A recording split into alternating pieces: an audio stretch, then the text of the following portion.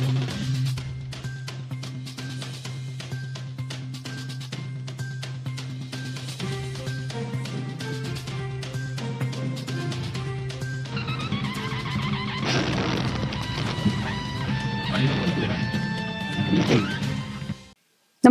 आपण पाहता Hirkani news. Hirkani news प्रत्येक क्षण ताज्या घडामोडी आणि महत्त्वाच्या प्रत्येक बातमीसाठी नेहमी तत्पर. आरक्षण निघणार, उमेदवार ठरणार. जिल्ह्यात 458 ग्रामपंचायतीच्या सार्वत्रिक निवडणुकीची प्रक्रिया राज्य निवडणूक आयोगाकडून सुरू.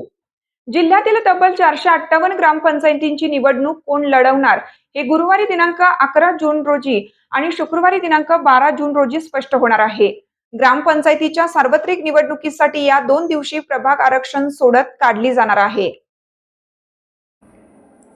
जिल्ह्यात 2025 मध्ये 25 ग्रामपंचायतींची मुदत संपली आहे.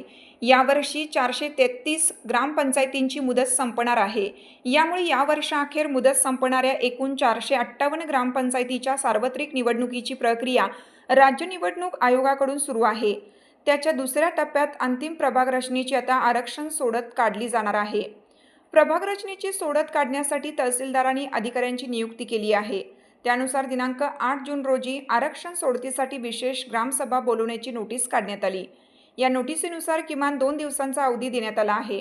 त्यामुळे काही ठिकाणी गुरुवारी दिनांक 11 रोजी तर काही ग्रामपंचायतीत शुक्रवारी दिनांक 12 रोजी आरक्षण सोडत काढण्यासाठी विशेष ग्रामसभा बोलवली आहे.